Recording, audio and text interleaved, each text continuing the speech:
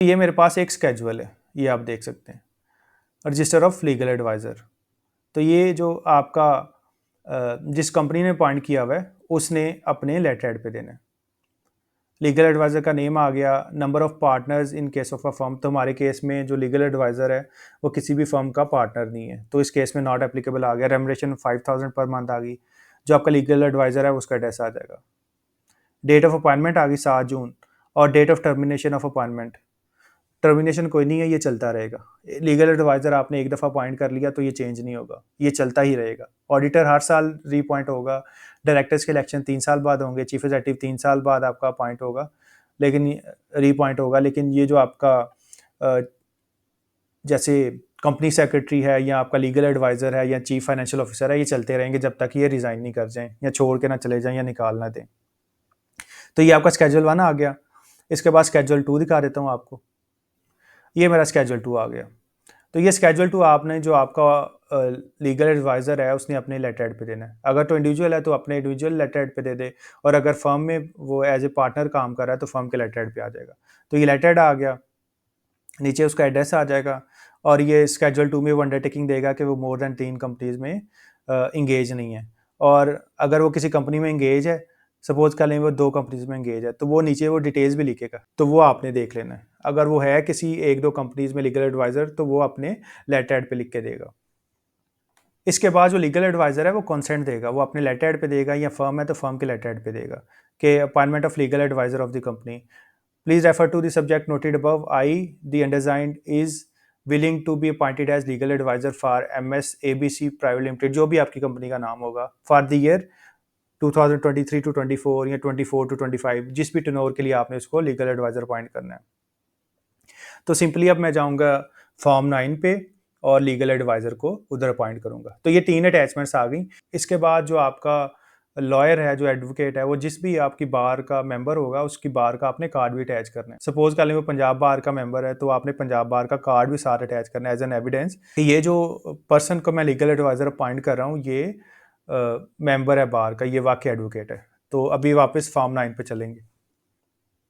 तो अभी मेरे पास क्या आ रहा है, देखें जी। New appointed officers and directors, add natural person, add body corporate. तो मैं ऐड बॉडी कॉर्पोरेट पे क्लिक करूंगा। पहले मेरे पास किस तरह आ रहा था, नॉमिनी की तरह, जिस तरह ये देखें, नॉमिनी का पूरा बॉक्स लहदा आ रहा था, डायरेक्टर का पूरा बॉक्स लहदा आ रहा था, बॉडी कॉर्पोरेट का बॉक्स लहदा आ रहा था। क्योंकि अब मैंने एक एक ऐड कर दिया, तो ये देखें, ये साइज में आ गए मेरे पास, ये आप देख सकते हैं, ये new appointed officers and directors. पहले ये पूरा मेरे पास बॉक्स बना हुआ था, लेकिन अभी ये मेरे पास सिर्फ इस डिटेल में आ रहे हैं। तो आप क्लिक करेंगे ऐड बॉडी कॉर्पोरेट में, तो आपने याद रखना है कि जो डायरेक्टर है वो ऐड नेचुरल पर्सन से ऐड क्लिक करके ऐड होगा, और जो आपका ऑडिटर और लीगल एडवाइजर है वो ऐड बॉडी कॉर्पोरेट पे क्लिक करके ऐड होगा। तो ऐड बॉडी कॉर्पोरेट पे क्लिक करूंगा।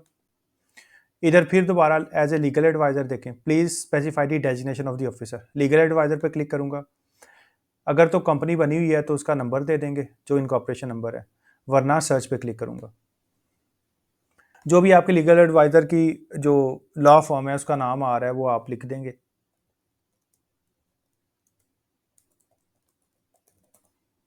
रजिस्टरिंग बॉडी में आपके पास कंपलसरी नहीं है, स्टार नहीं लगा हुआ, तो इसको आप छोड़ भी देंगे, कोई मसला नहीं है। आगे फिर दोबारा रजिस्टर्ड ऑफिस एड्रेस की डिटेल देंगे। तो रजिस्टर्ड ऑफिस एड्रेस में कंट्री पे क्लिक करूंगा, और ड्रॉप डाउन पे जाके पाकिस्तान सेलेक्ट कर लूँगा। As it is province select कर लूँगा, डिस्ट्रिक्ट सेलेक्ट कर लूँगा, और जो सिटी होगी वो सेलेक्ट कर लूँगा। सब्सिक्वेंटली पूरा एड्रेस आ जाएगा जो मेरा लीगल एडवाइज़र है उसका।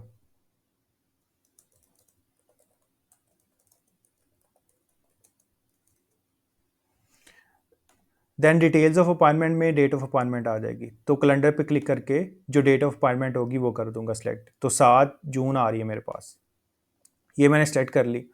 उसके बाद वो कह रहा है schedule 1 and 2 of the legal advisers act, तो ये आपने अटैच करना है। तो जैसे मैंने आपको बताया था कि स्केड्यूल 1 दिखाया मैंने, जिसमें आपकी फर्म का नेम आ रहा होगा, फर्म में जो पार्टनर्स हैं उनकी डिटेल आ रही होगी, उनका नंबर आ रहा होगा, रेमुनरेशन कितनी है 5000, मिनिमम 5000 है, आप ज़्यादा भी कर सकते हैं पर मंथ, ये वैसे बता रहा हूँ आपको।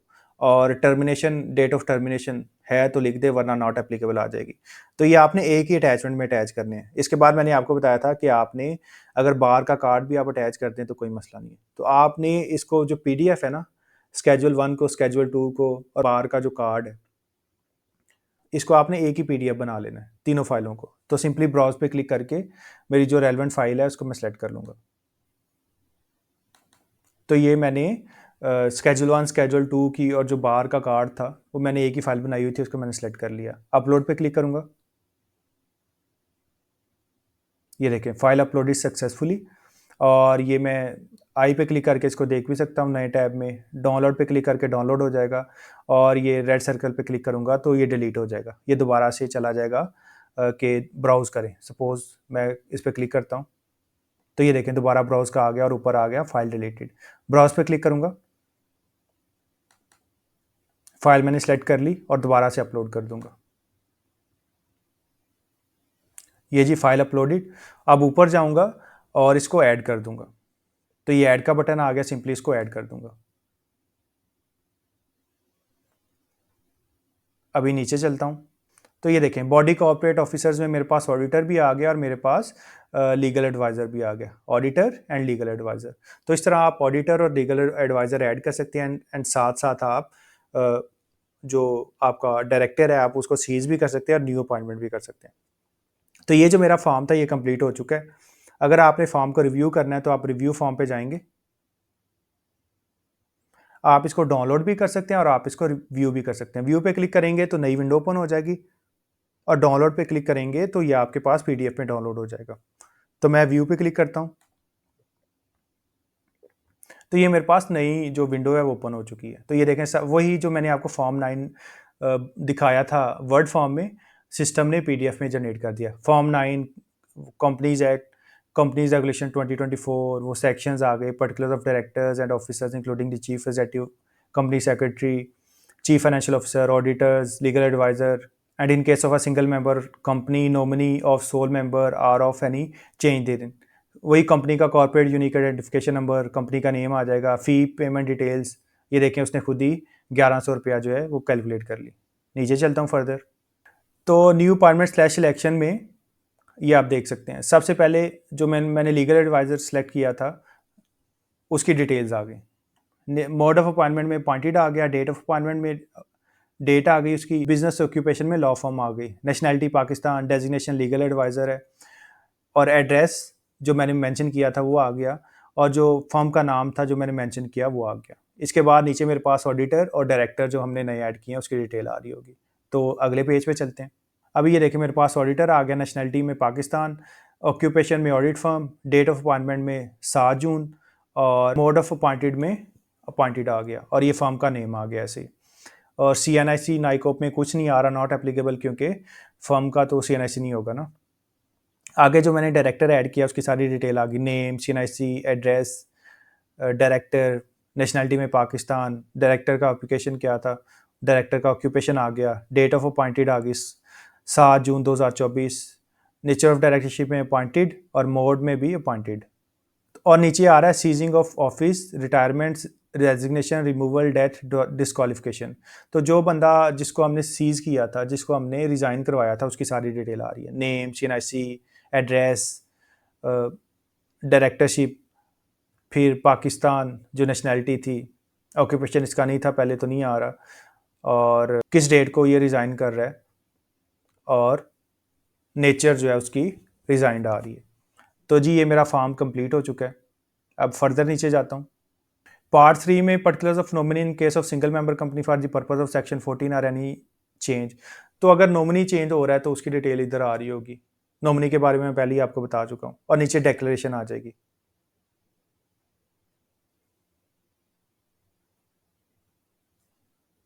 तो जो ऑथराइज ऑफिसर है उसके साइन आ जाएंगे, ये सिस्टम ऑटोमेटिकली साइन कर रहा होगा।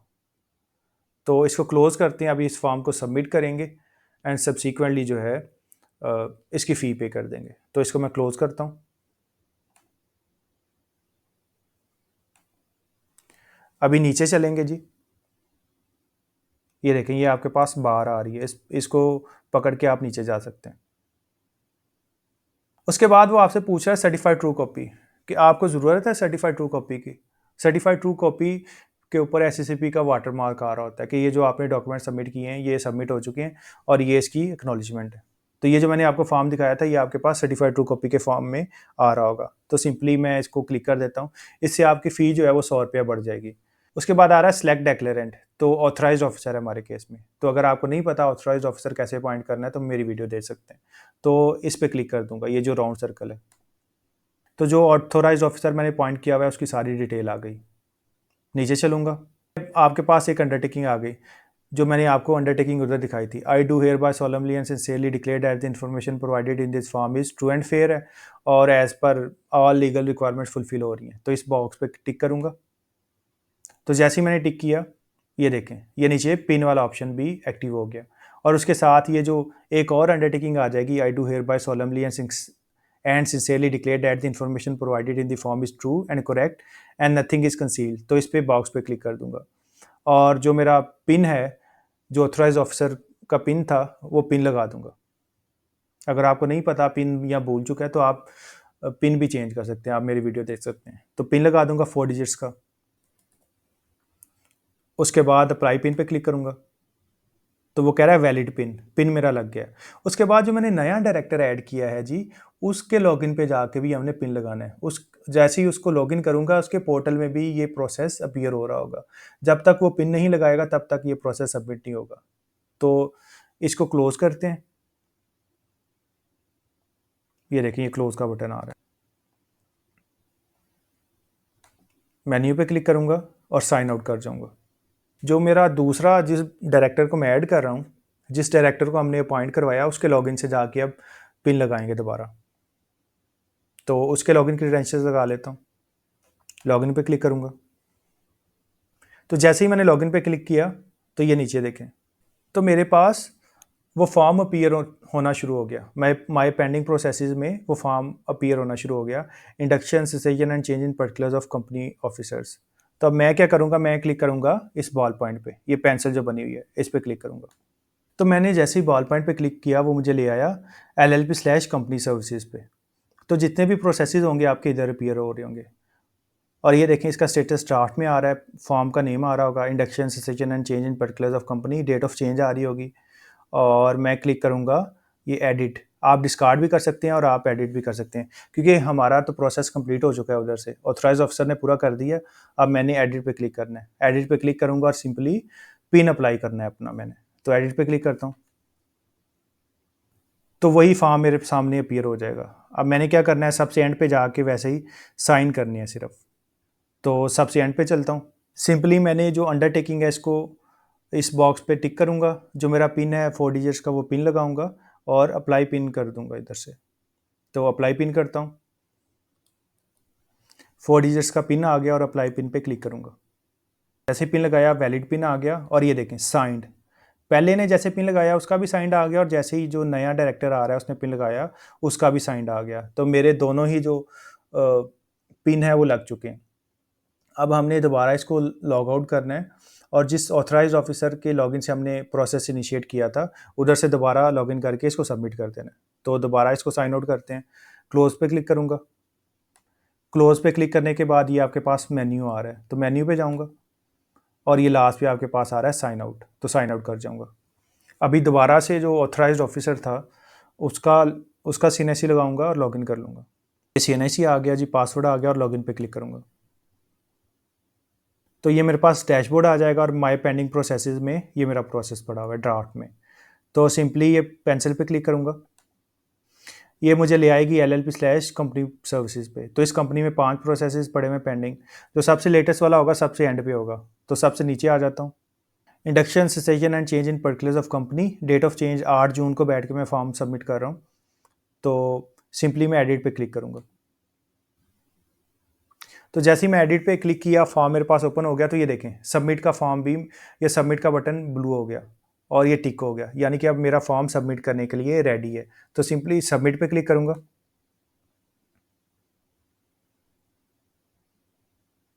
तो वो कह रहा है congratulation your application has been submitted successfully. आगे एप्लीकेशन का आईडी नंबर आ रहा है और वो कह रहा है pay now. In order to finalize the application please pay the fee of 1200 as soon as possible but not later than 30 days after submission. और अगर 30 डेज में अगर आप सबमिट नहीं करेंगे तो आपकी एप्लीकेशन कैंसिल हो जाएगी। तो पे नाउ पे क्लिक करूंगा, इधर से भी कर सकते हैं और इधर से भी कर सकते हैं। तो ये मेरे पास ये पेमेंट का प्रोसेस ओपन हो जाएगा। आप डेबिट या क्रेडिट कार्ड से भी कर सकते हैं। ये देखें डेबिट/क्रेडिट कार्ड, जैसे इस पर क्लिक करूंगा तो ये मेरे पास अमाउंट आ जाएगी। सर्टिफाइड ट्रू कॉपी की 100 रुपया थी और प्रोसेस की फ़ी 1100 थी। इसमें जो आपके POS चार्जेस हैं, जो आपके डेबिट या क्रेडिट कार्ड ऑनलाइन ट्रांजैक्शन के चार्जेस हैं, वो 44 रुपये आ रहे हैं।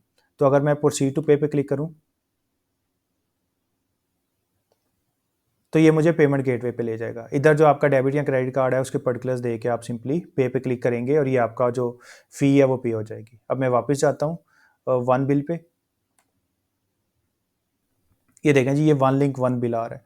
तो अगर मैं इस पर क्लिक करता हूँ तो मेरी फ़ी बन रही है 1225। उस केस में जो ऑनलाइन के केस में जो POS चार्जेस थे वो आपके 40 रुपये बन रहे थे। तो जनरेट चालान पे क्लिक करूँगा तो ये आपके पास ये PSID आ जाएगी, ये देख सकते हैं आप। इसको आप तमाम बैंकों से पे कर सकते हैं, बैंकों की वन बिल एप्लीकेशन से, किसी भी बैंक की डिजिटल बैंकिंग ऐप में जाके वन बिल से पे कर सकते हैं। इसके अलावा ईजी पैसा, जैज़ कैश, नया पे, सदा पे से आप इसको पे कर सकते हैं। इसके अलावा आप चालान को डाउनलोड करके आप किसी भी बैंक में भी जाके इसको पे ऑफ कर सकते हैं।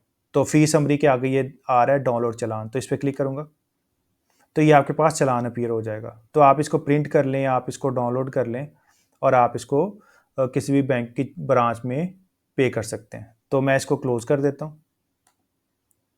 वापस चलूँगा होम पे। होम पे जाने के लिए आपने क्या करना है, ये मेन्यू आ रहा है, मेन्यू पे क्लिक करेंगे और ये आप चले जाएंगे होम पे। ये देखें होम आ रहा है आपके पास। इधर से आप साइन आउट हो सकते हैं एंड पे और इधर से आप होम पे जा सकते हैं। तो मैं इधर से होम पे चला जाऊँगा।